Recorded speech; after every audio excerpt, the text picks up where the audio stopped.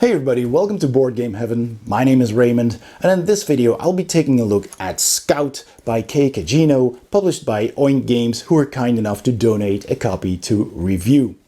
Before I open up the box and teach you how to play the game and share my thoughts, I'd like to ask you to please hit that subscribe button if you haven't subscribed already, because that does really help the channel. And if you'd like to support what I do, there's also a Patreon page, and you can support for as little as just €1 per month or more, and in return you'll get your name in the credits of my videos, early access to all of my videos, and also access to some Patreon exclusive posts.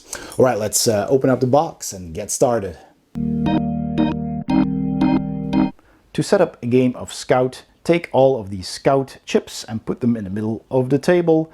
Also take the score chips and place them on a pile in the middle of the table. They come in 5 different denominations with a positive and a negative value on the other side. Decide who becomes the starting player and give that player the first player token, and also give every player one of these Scout and Show chips. It says Scout and Show on the back right there, except for in a 2-player game. In a 2-player game, the setup is slightly different, and I will explain the rules for that at the end of this video. For a 5-player game, you simply shuffle all the cards.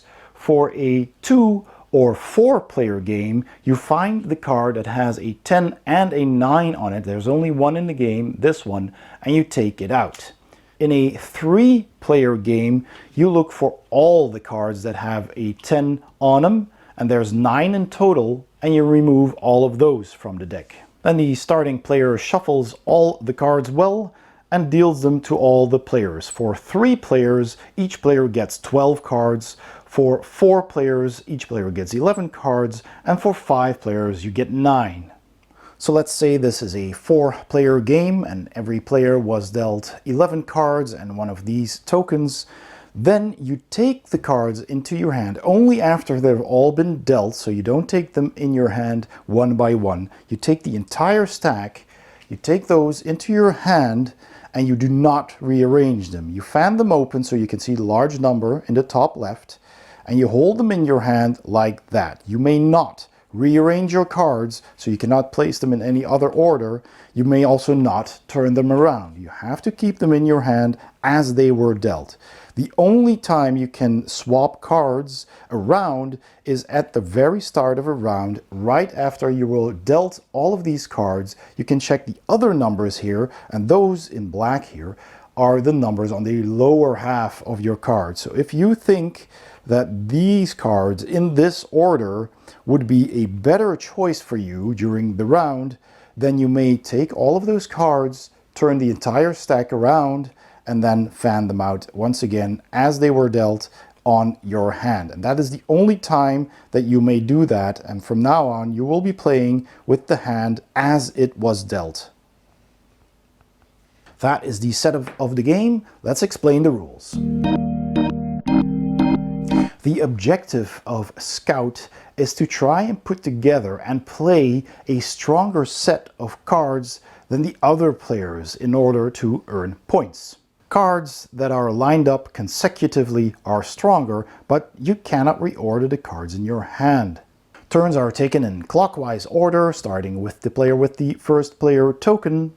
And on your turn, you can either show, scout, or once per round, show and scout. And to indicate that you did that, you discard or you flip over this token. That can only be done once, but on other turns you can either show or scout. So if you want to show on your turn, you simply take all of your cards and you have a look at them.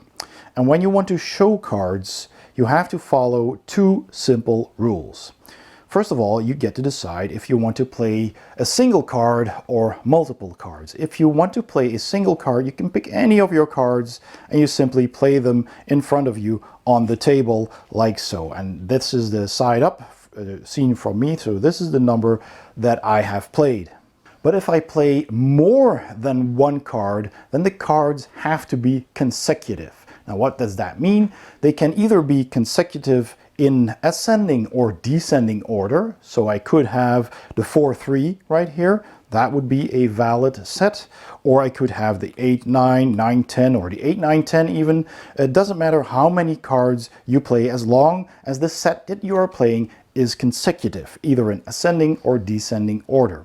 You can also have pairs, so I can have 2 of a kind or 3 of a kind. If this 4 happened to be here, I could play all 3 of them, but it's not, and I can't rearrange, so keep that in mind. So I could play a pair of 10s, a pair of 4s, and that's basically all the same number of cards that I have, but that is also an option.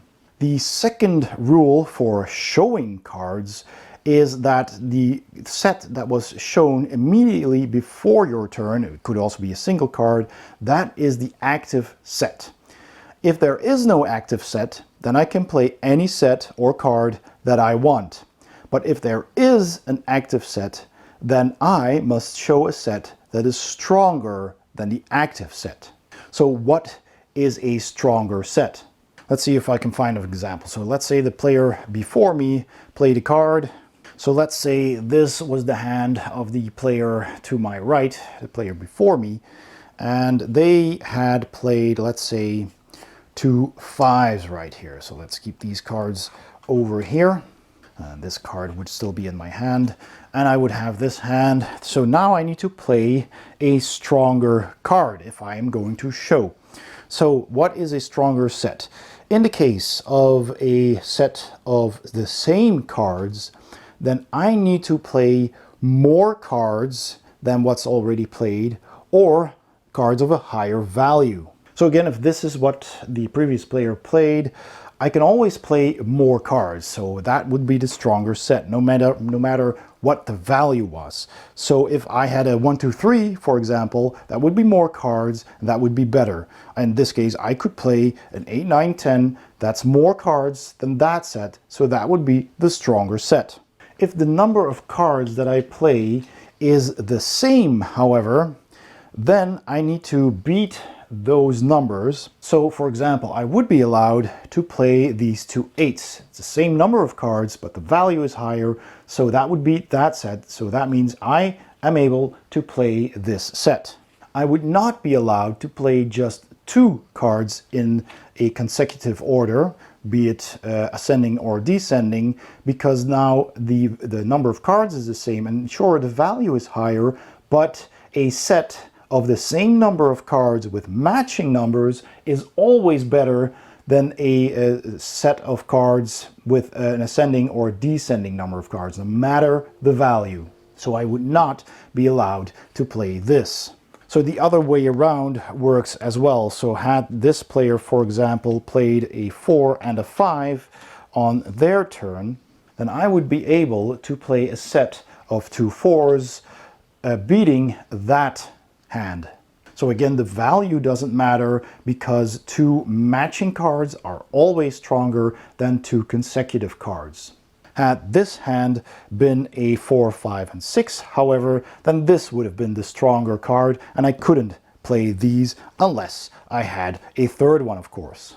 The only time when the values on the cards actually matter is when you play an equal amount of cards matching the cards that were already played. So either an equal number of the same cards or an equal number of consecutive cards. So here, for example, if we had a 4, 5, and a 6, I would be able to match or beat that with an 8, 9, and 10. And like I showed before, a set of 2 5s, for example, could be beaten with a set of 2 10s. And I can, of course, always go beyond that. If somebody played 2 5s and I had 3 10s in consecutive order on my hand, I could actually play those as well. I did not have to play just 2. I can, however, but I can choose to play more if I wanted to. Now, if I managed to show cards because I have a stronger hand than the previous active set of cards, then my cards become the active set,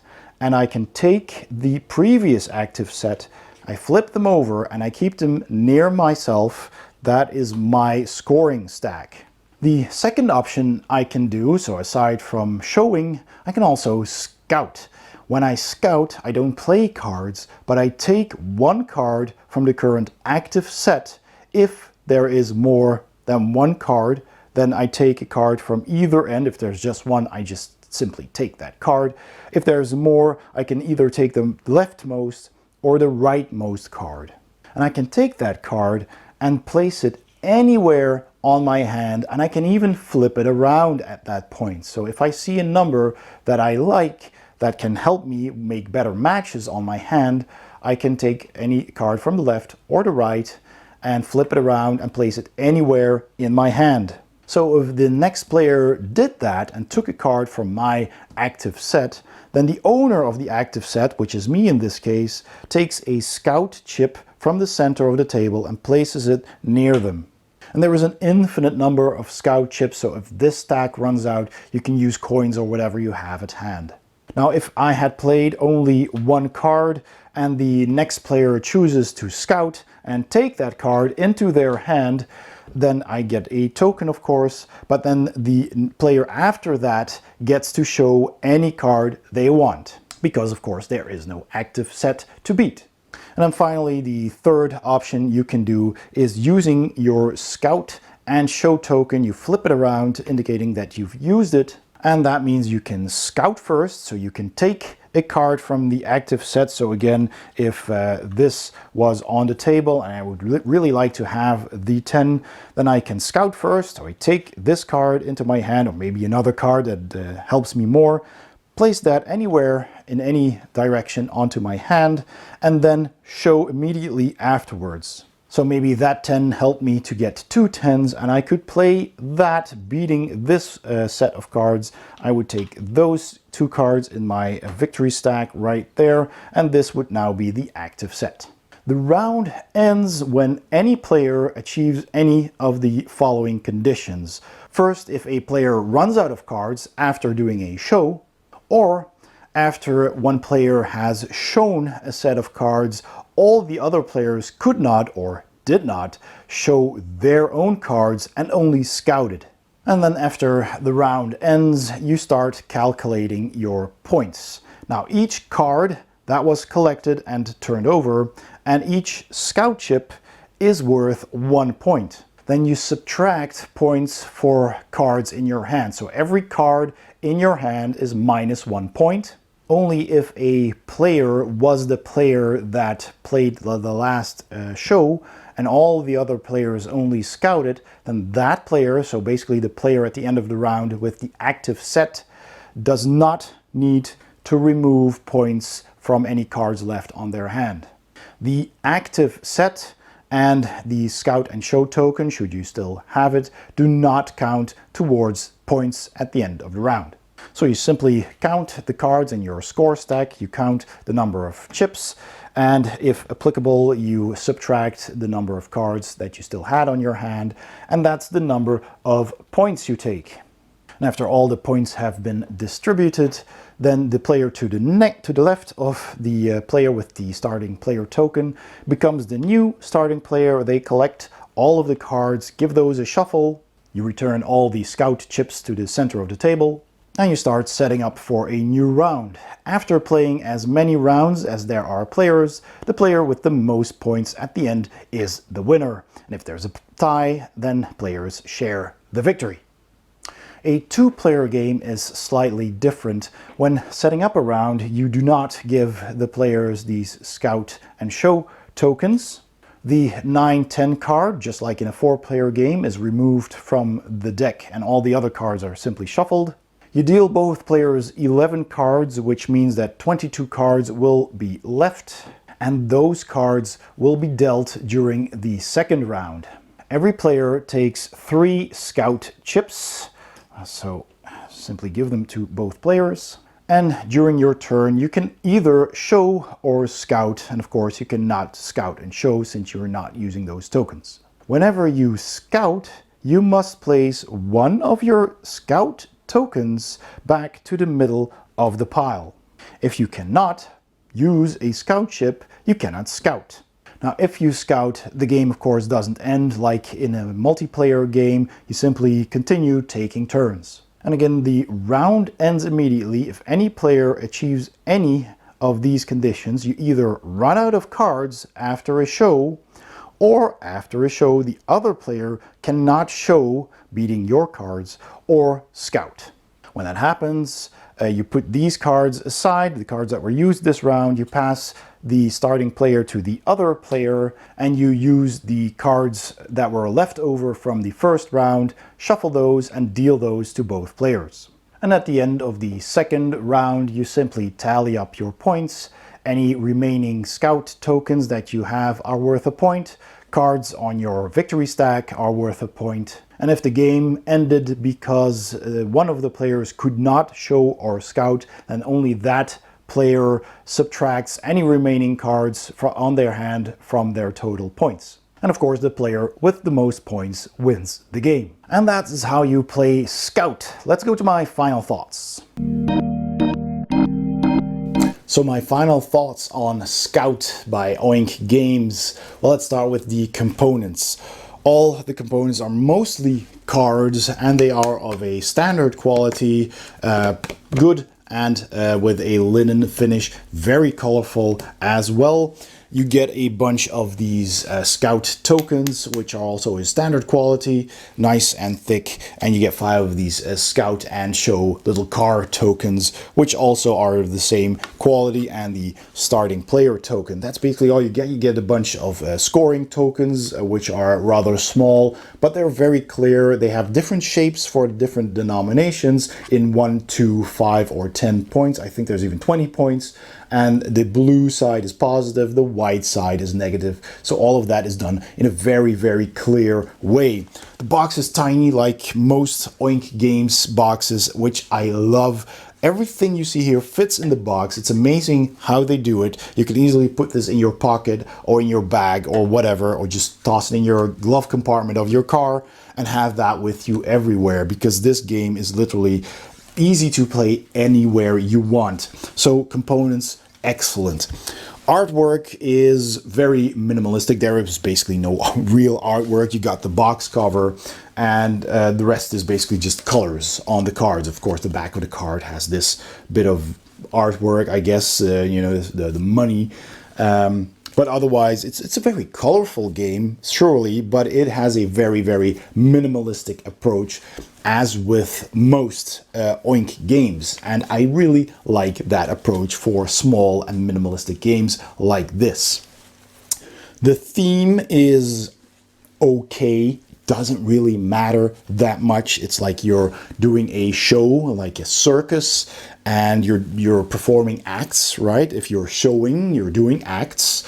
And if you're scouting, you're trying to find people for your acts, because all of these cards have names on them. They have 2 numbers and they have a name. This card is Teresa, and Teresa does unicycle act. And on the other side, the 10, Teresa does the cannon.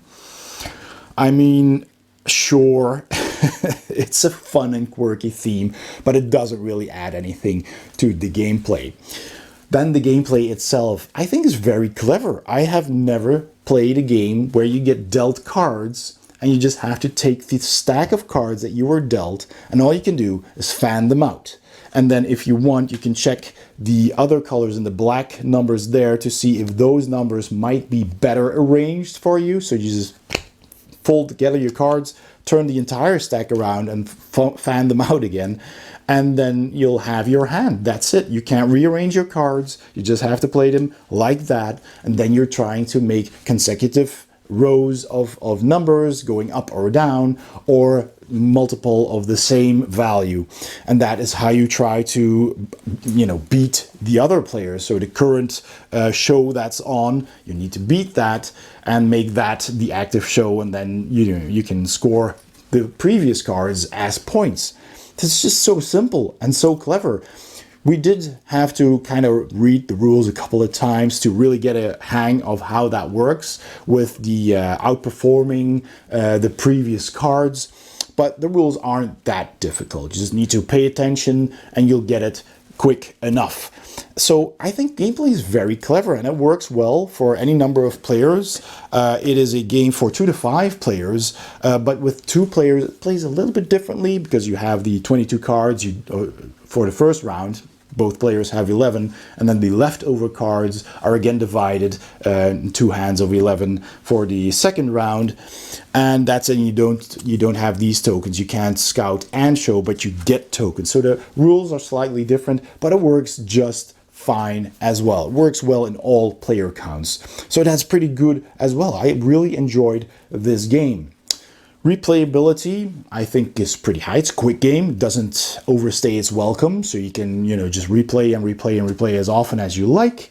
It is what it is. It's a very simple and light, quick card playing game where you have to play cleverly. Do you want to show right now, or do you want to scout? That's basically the choices you're making. Do you want to add a card to your game, and when you pick up a card you can add either one side or the other to any spot on your hand, and that can help you greatly? Or do you just want to take those points because there's a lot of cards on the table and you just want to have those points so you play something better? That's it, and I love that. So I think replayability is basically as long as you enjoy playing it, and I enjoy it a lot. Finally, language dependency, there is none. So the language of the game is fully language independent. You get a couple of rules here. I have them in German, French, and English. I suppose you can also find translations online. Oink Games website usually has those. So once you know the rules and they're simple enough to explain, you can play this with anyone. So fully language independent, which is also excellent. All in all, great little game. I love these Oink Games, and this is one of the better ones in my opinion. Again, I'd like to thank Oink Games for giving me a copy to review. I hope this video was useful. If you liked it, please give it a thumbs up. Don't forget to subscribe if you haven't already, and also please check out my Patreon page by clicking the link in the description below or the icon at the end of this video. Thank you so much for watching, and I'll see you next time on Board Game Heaven.